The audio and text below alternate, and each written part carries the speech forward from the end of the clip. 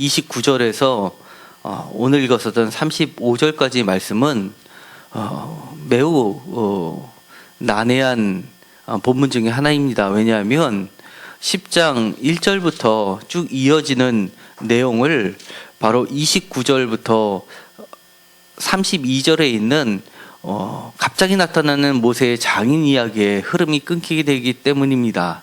그리고 33절과 34절은 그 전에 있었던 민수기 10장 11절부터 28절까지 이르는 이스라엘 군대들의 이동할 때의 모습하고 다르기 때문에 또한 어렵게 합니다.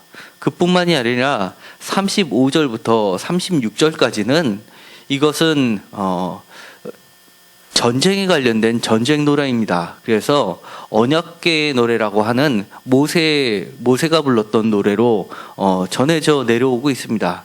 굉장히 오래된 노래 중에 하나인데요. 이 부분은 바로 언약궤의 노래가 시편 68편에 그대로 담겨져 있습니다. 다시 한번 이 말씀을 하나씩 살펴보고자 합니다.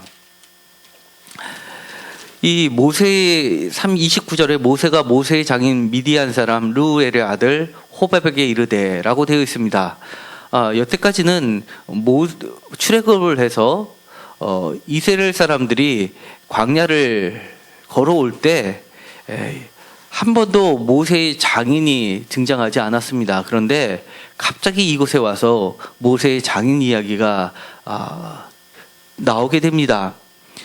모세가 장인 미디안 사람 호밥에게 찾아갑니다. 그런데 다른 곳에서는 모세의 장인 미디안 사람 르우엘로 되어 있습니다. 그리고 다른 데서는 르우엘 또는 이드로라고 표현되고 있습니다. 그러니까 모세의 장인은 르우엘이라고 나와 있는 부분이 있고, 여기 본문처럼 호밥이라고 나와 있는 데가 있고, 또 하나는 이드로라고 나와 있는 세 가지 전승이 섞여 있는 것입니다. 그만큼 모세에 관련된 이야기는 굉장히 오래된 전승에 속하기 때문에 통일되지 않았음을 보여줍니다. 우리가 성경을 읽을 때 이야기가 통일되지 않았다는 이야기는 그만큼 오래된 이야기라는 이야기고, 또 오래됐다는 것은 사라지지 않고 있어서 지금까지 전달됐다는 것은 그거의 역사성이 분명하다는 것을 반대로 지적을 하고 있습니다. 먼저 이 미디안 사람이란 것은 이스라엘 족속처럼 어떤 뚜렷한 족속을 이야기하기보다도 하나의 연맹체였던 것으로 보여지게 됩니다. 거대한 드넓은 지역에, 그러니까 시내반도를 거쳐가지고 유대 광야하고 그 위까지 이르러 사막 지역을 아우르는 하나의 그 연합 부족들을 이야기하는 것으로 보여지게 됩니다. 그래서 미디안 사람에게는 때로는 겐족이라고 칭하는 것들이 나오게 되는 것을 봐서는 미디안 여러 가지 민족들이 하나의 연합체를 이루어서 그들을 통칭해서 이르는 말을 미디안 사람이라는 말로 통하는 것 같습니다. 먼저 출애굽기 2장을 한번 가보도록 하시겠습니다.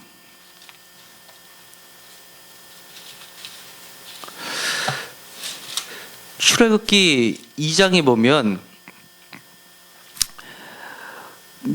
2장 16절에 보면 미디안 제사장에게 7달이 있었더라라고 되어 있습니다. 그리고 18절에 보면은 그 미디안 제사장의 7달이 하던 일이 양들에게 우물가에서 물을 먹이는 일을 했었는데 그것은 여인들의 몫이었습니다. 그런데 다른 목자들이 와서 양떼들을 몰아내고 자기네들이 차지하려고 하는 모습이 나오게 되는데, 그때 모세가 등장해서 그들을 도와서 물을 잘 먹이는 사건이 있게 됩니다. 그리고 18절에는 그들이라는 것은 7딸들이 그들의 아버지인 르우엘에게 갑니다. 그리고 나서 보고를 하기로 한 애굽 사람이 우리를 목자들에서 건져내고 우리를 위하여 물을 길어 양떼에게 먹였나이다 라고 얘기를 합니다. 한 애굽 사람은 바로 모세입니다. 그러자 르우엘이 왜 그냥 왔느냐라고 하면서 그 사람을 청하여 음식을 대접하라고 해서 21절에 모세가 그 초대에 응했고 결국은 그와 그러니까 르우엘과 동거하기를 기뻐하고 그의 딸 십보라를 모세에게 주었다라고 된 것을 보면 이 모세의 부인은 미디안의 제사장이었던 르우엘의 딸 십보라입니다. 그러니까 여기서 보면 모세의 장인은 르우엘로 소개되고 있습니다. 그런데 3장 1절에 보면 모세가 그의 장인 미디안 제사장 이드로의 양떼를 치더니라고 되어 있습니다. 그러니까 여기서는 갑자기 르우엘에서 이드로로 바뀌게 됩니다. 그리고 이 이드로는 산에서 거주했었던 사람인데 그 양떼를 치면서 바로 그 양떼를 하나님 산 호렙에 이르게 하고 3장에서 그 유명한 호렙산에서 하나님을 만나는 야훼 하나님을 만나는 장면으로 이어지게 됩니다. 그러니까 이 미디안 지금 오늘날의 미디안 족속들에 해당하는 사람들의 자기네들의 역사 기록물들을 보면 이 사람들도 하나님을 섬겼던 사람으로 그리고 있습니다. 그러니까 이 모세가 야훼 하나님을 만나고 야훼 시장을 발전할 수 있었던 것은 바로 그의 장인 이드로 또는 르우엘 또는 오늘 본문에 있었던 호밥이라는 사람의 영향을 많이 받았던 것으로 보여지게 됩니다. 그리고 이 호밥이라는 이름은 사사기의 4장에 가면 더욱 자세하게 나오게 됩니다. 사사기 4장을 한번 가보도록 하시겠습니다.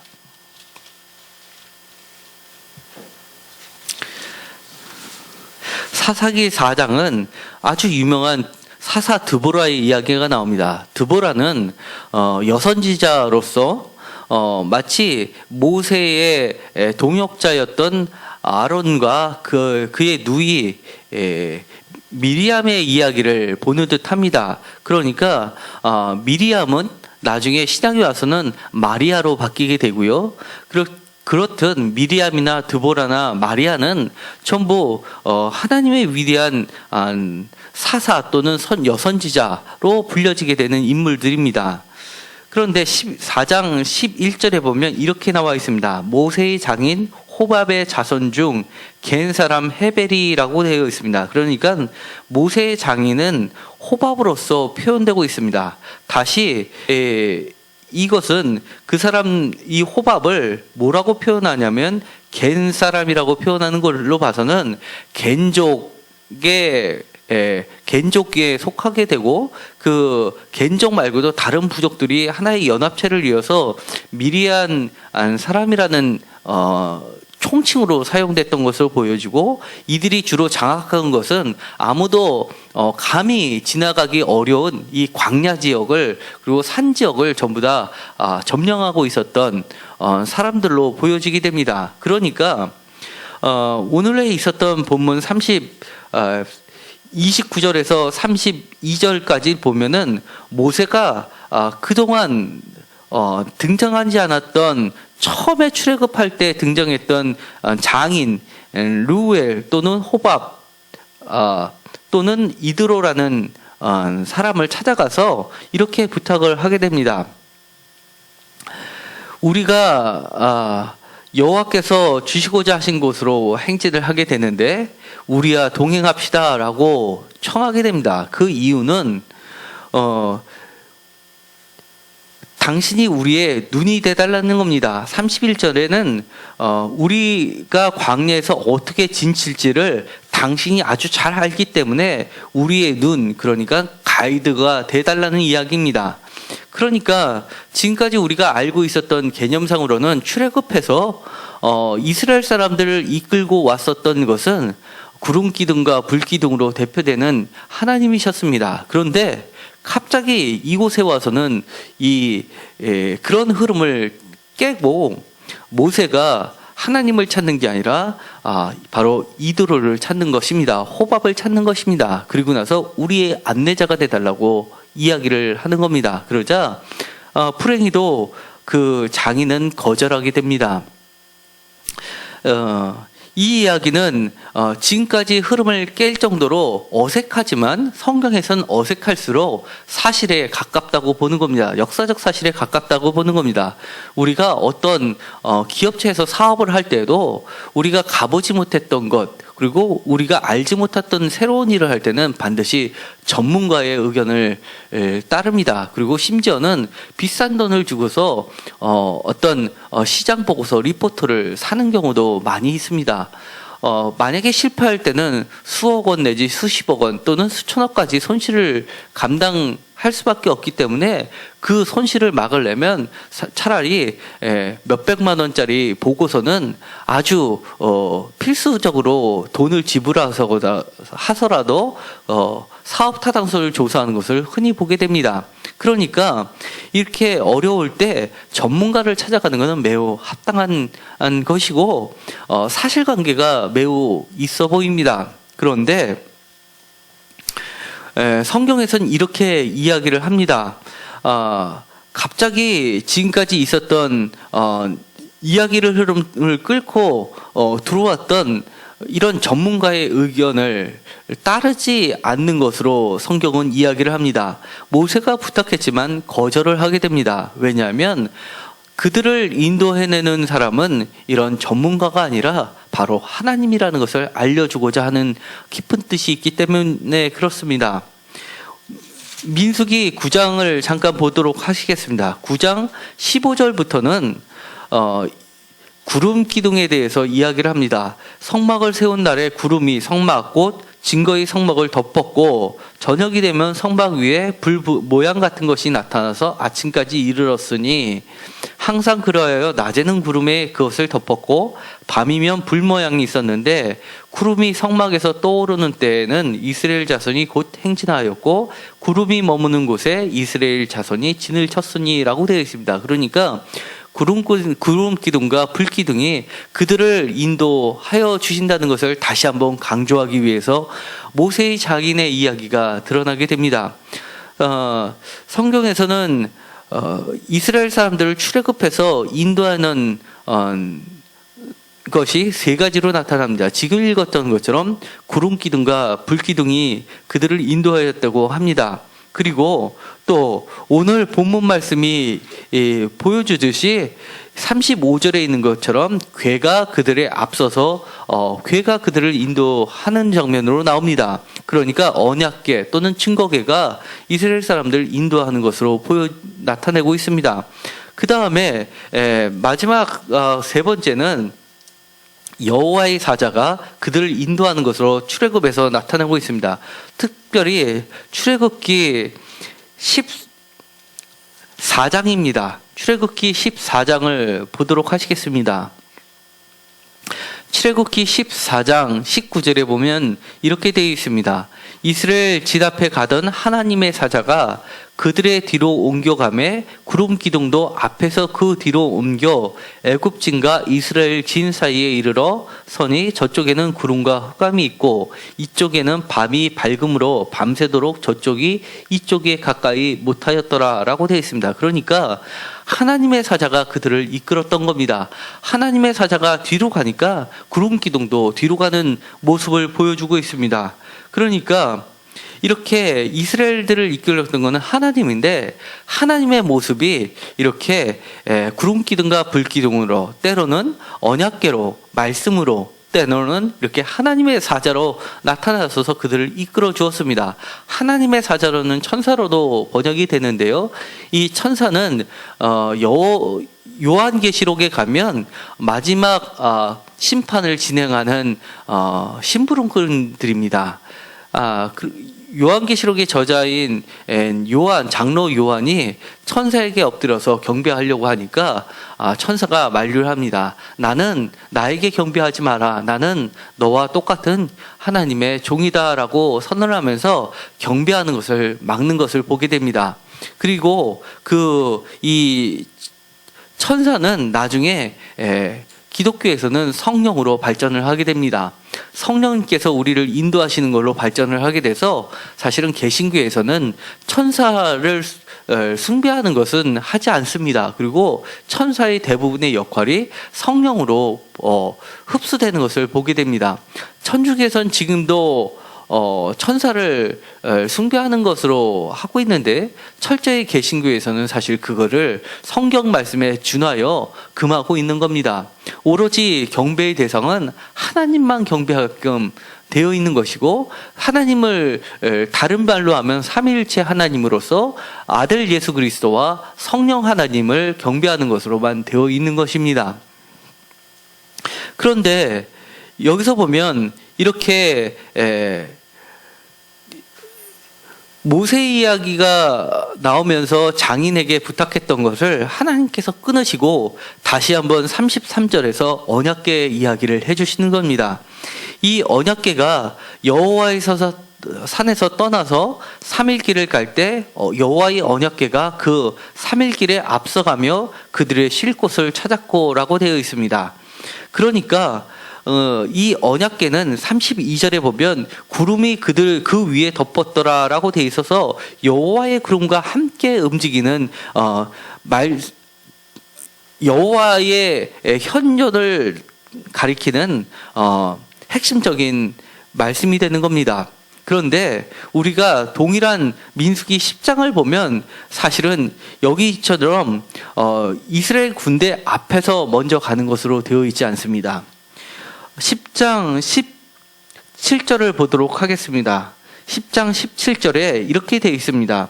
이에 성막을 거듭해 게르손 자손과 무라리 자손이 성막을 메고 출발하였으며, 18절 다음으로 르우벤 진영의 군기에 속한 자들이 그들의 진영별 출발하였으니, 이렇게 되어 있습니다.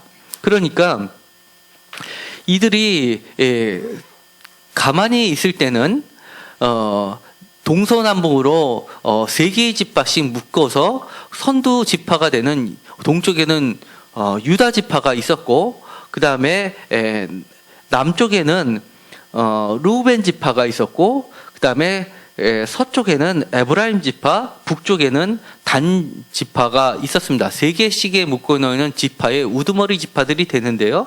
그 중심에는 가운데는 성막이 있었던 것입니다. 그러니까 정지에 있을 때는 여호와의 증거궤는 가운데 있었고, 그것이 만약에 이동을 할 때는 맨 오른쪽에 있었던 그 성전의 입구가 있었던 동쪽인 유다 지파가 먼저 출발을 하게 되고요.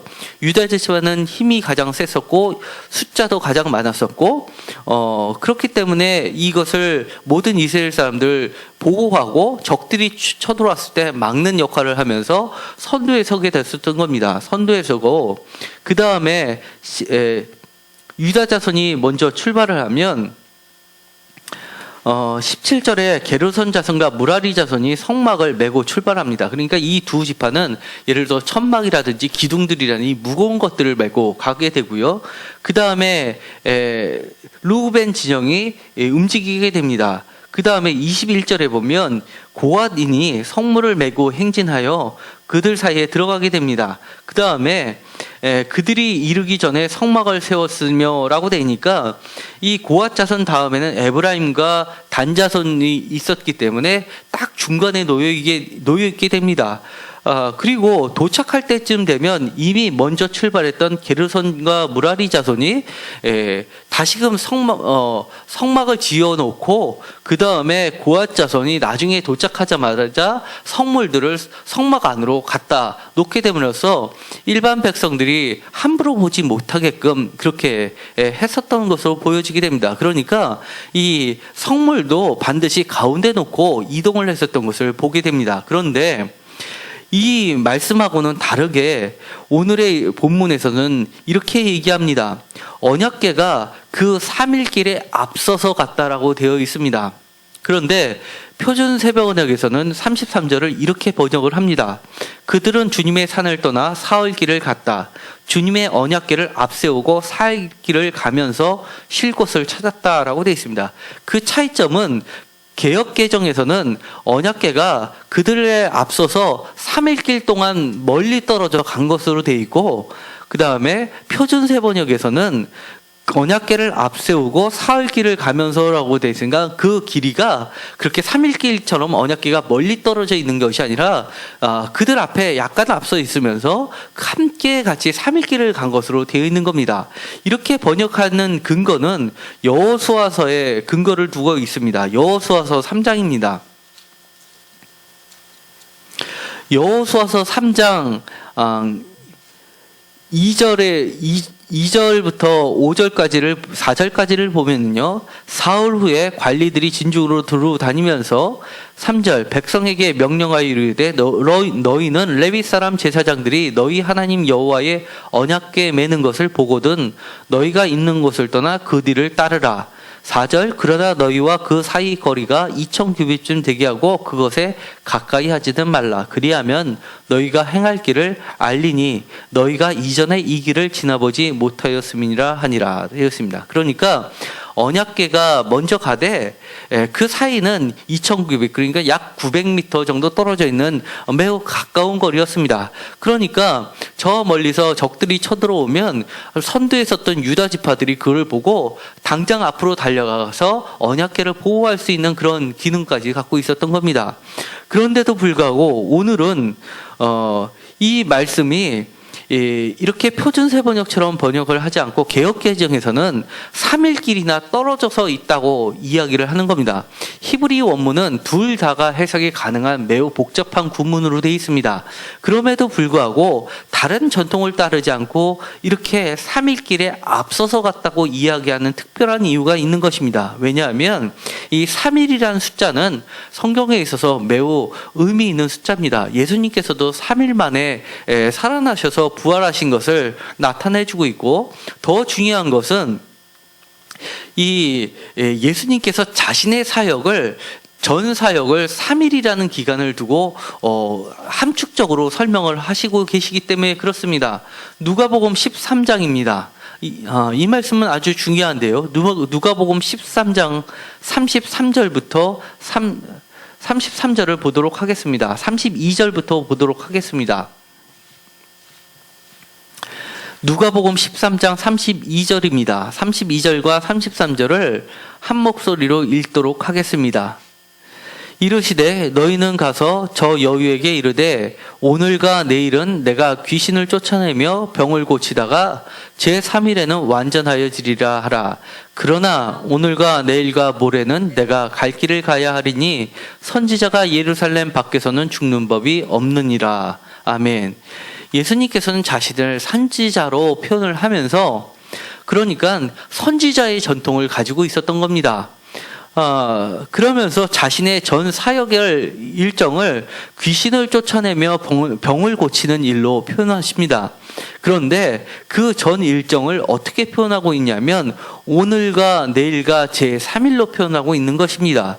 그리고 오늘과 내일과 모레라고 표현을 하고 있는 것입니다. 그러니까 이 3일이라는 것은 시간적으로 24시간 곱하기 3의 시간이 아니라 함축적인 신학적 의미를 담고 있는 우리가 알지 못하는 길, 우리가 가보지 못한 길, 우리가 갔었더라도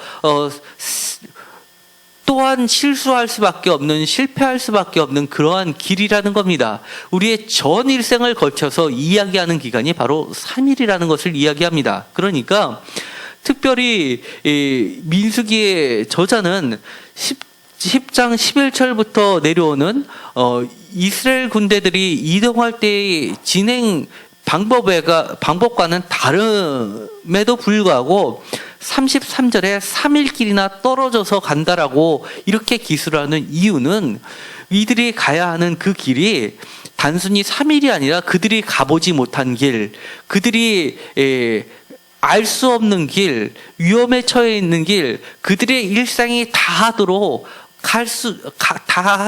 끝까지 가보지 못한 그 길을 완전하게 표현하고 있는 게 바로 3일 길이라는 겁니다. 그러니까 이 말씀은 하나님께서 이스라엘 백성들에게 너희들의 일생이 다할 때까지 내가 너희들 인생 앞에 가면서 너희들에게 쉴 곳을 찾아주겠고, 그리고 너희들이 떠날 곳을 찾아주겠고, 너희들과 함께 가겠다라고 이야기해 주시는 것입니다.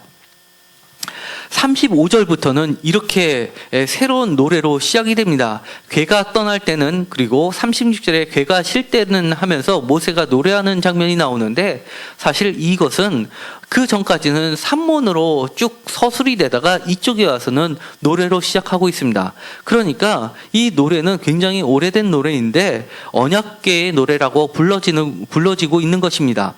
이것은 전쟁의 노래입니다. 전쟁의 시에 모세가 이렇게 노래합니다. 여호와께서 일어나사라고 이야기하는 것은 전사로서 일어나시는 야훼 하나님을 이야기하는 겁니다. 그러면서 그들의 대적들을 흩으시고 주를 미워하는 자가 주 앞에서 도망가게 하소서라고 전사 야훼 하나님께 부르짖는 그런 노래입니다. 그리고 괴가하실 때는 이스라엘 족속에게로 돌아오소서 야훼 하나님이시여라고 노래함으로써 언제나 함께 하시는 야훼 하나님을 노래하고 있는 것입니다. 이것은 시편 68편에 그대로 나와 있습니다. 시편 68편입니다.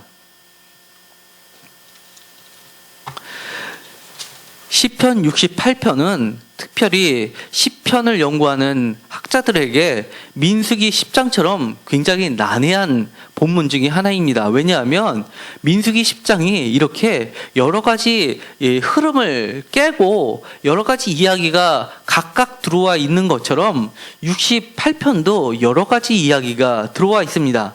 먼저 1절부터 6절까지는 구름 수레를 타고 운행하시는 하나님에 대해서 노래를 하고 있습니다. 이것은 굉장히 오래된 노래입니다. 그런데 1절도 68편 1절도 하나님이여 일어나소서라는 말로 시작을 하고 있습니다. 특별히 7절부터 10절까지는 출애굽과 시대산을 배경으로 하고 있는 노래인데 이것도 바로 언약궤의 노래라고 할 수 있습니다.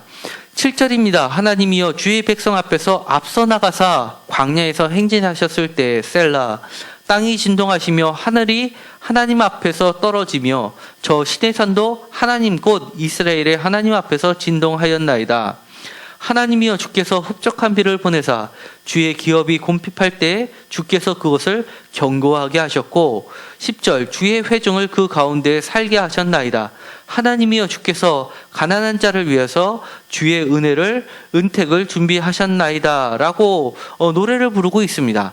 바로 이 노래의 기원은 오늘 읽었었던 시편 민수기 10장 35절 36절의 배경이 되고 있는 것입니다.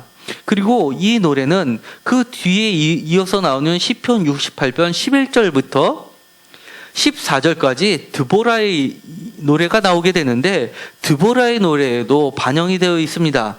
11절에 보면 이렇게 되어 있습니다. 주께서 말씀을 주시니 소식을 공포하는 여자들은 큰 무리라. 여자의 이야기가 나옵니다. 그러면서 여러 군데의 왕들이 도망하니 전쟁에 관련된 노래입니다. 그리고 여자들도 탈취물을 나눈다라고 해서 특별히 여자들의 용맹성을 드러내고 있습니다. 드보라는 여자 사사입니다. 그러니까 이 11절에서 14절까지는 특별히 드보라의 노래라고 불려지고 있는 것입니다. 그 다음에 14절에 이렇게 되어 있습니다.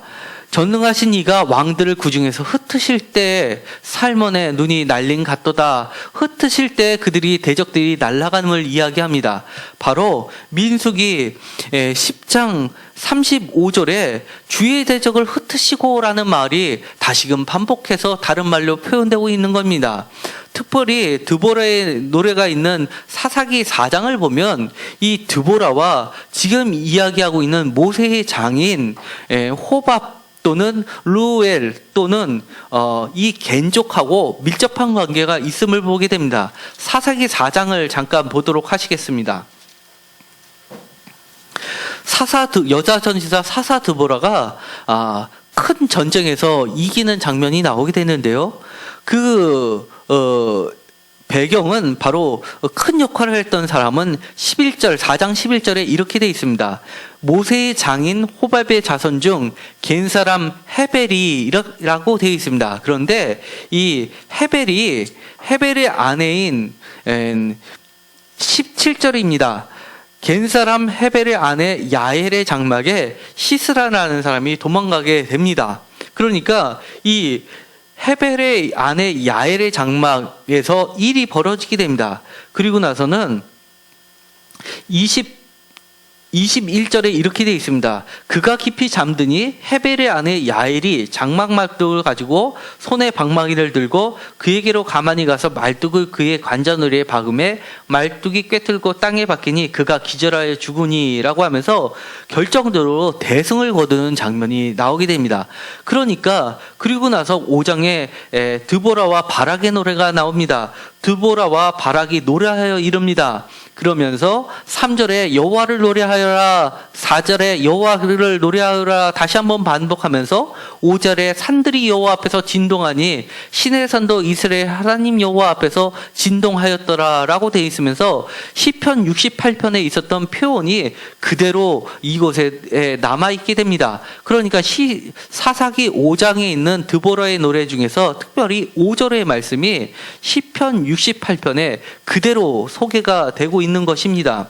그리고 이 놀랍게도 시편 68편에 있는 이 배경은 바로 모세의 장인하고 그 족속들하고 여전히 연결관계를 갖고 있게 됩니다. 그렇게 돼서 이렇게 이스라엘 사람들은 사실은 야훼 신앙을 갖게 있는 출발부터가 미디안 족속하고 깊은 영향을 맺게 됐고, 그리고 사울 왕 때나 다윗 왕 때에 가서서 이 겐 족속하고는 아주 좋은 관계를 깊이 유지하게 됩니다. 그러면서 이 전쟁의 노래는 이렇게 얘기합니다. 괴가 떠날 때는 여호와께서 일어나시다라는 표현을 쓰게 됩니다. 여호와께서 일어나시다라는 말은 쿠마라는 원어를 가지고 있는데요. 이 쿠마가 나중에 신약시대에 와서는 쿰란 공동체들이 쿰란이라는 말이 원어의 어근이 바로 이 일어나소서라는 쿠마에서 출발이 된 겁니다. 그러면서 이 쿰란 사람들이 사막에서 여호와의 길을 예비하는 자들의 삶을 살았고, 그들이 늘 했던 것이 하나님의 말씀, 언약궤를 보호하는 일을 했던 겁니다.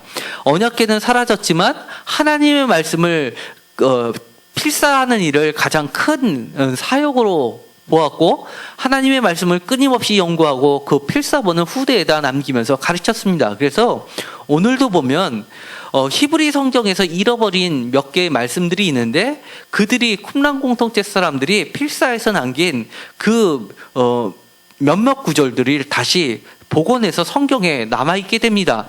그처럼 여호와의 군대는 무엇보다도 여호와의 언약궤를 중심으로, 하나님의 말씀을 중심으로 거룩한 진영을 이루면서 거룩한 주의 군사로서 사는 자들입니다. 그런 자들에게 하나님께서는 이렇게 약속을 해주시는 겁니다. 내가 너희들의 전사가 되어 주시겠다라고 얘기하실 뿐만이 아니라 내가 너희들의 진정한 눈이 되어 주시겠다라고 이야기하는 겁니다.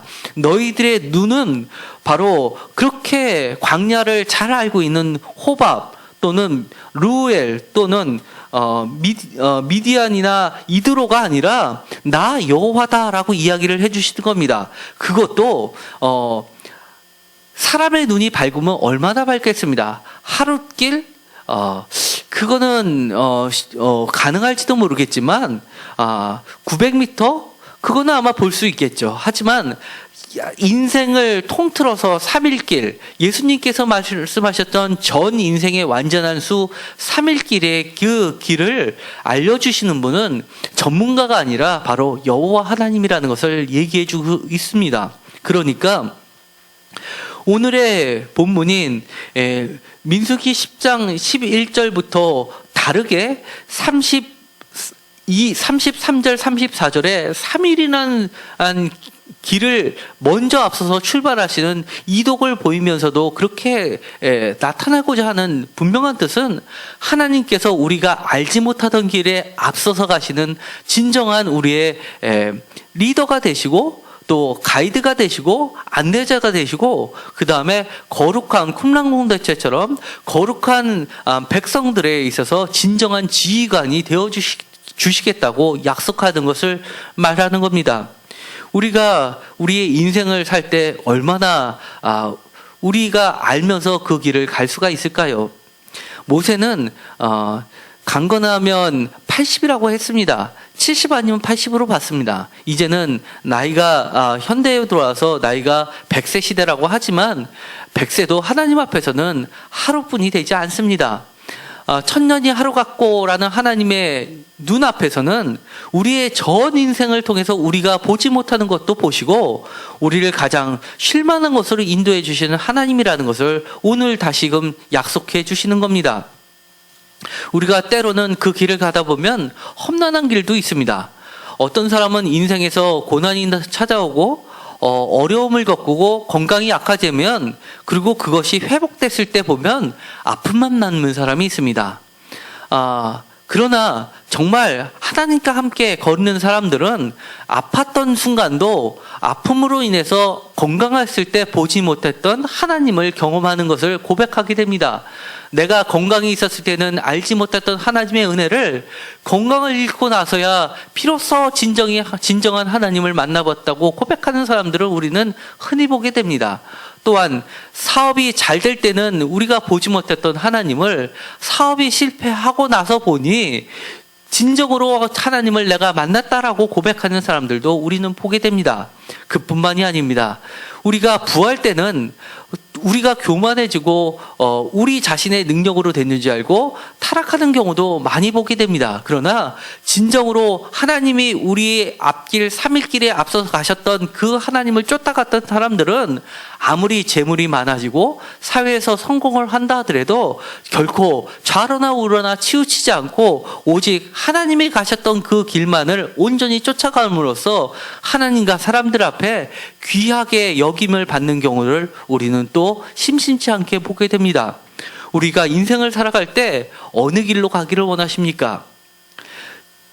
전문가를 쫓아가서 전문가들이 제시하는 그 길을 가고 싶으신가요?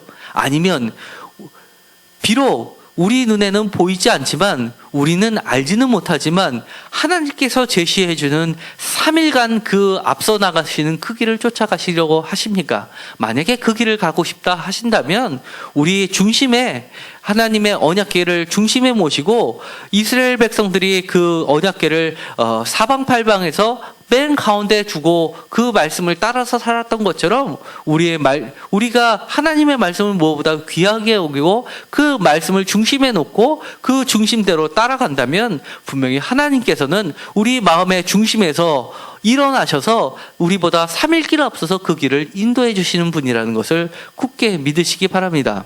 우리는 이렇게 얘기할 것입니다. 여호와여 일어나소서라고 외칠 수도 있습니다. 그리고 여호와여 돌아오소서라고 외칠 수도 있습니다.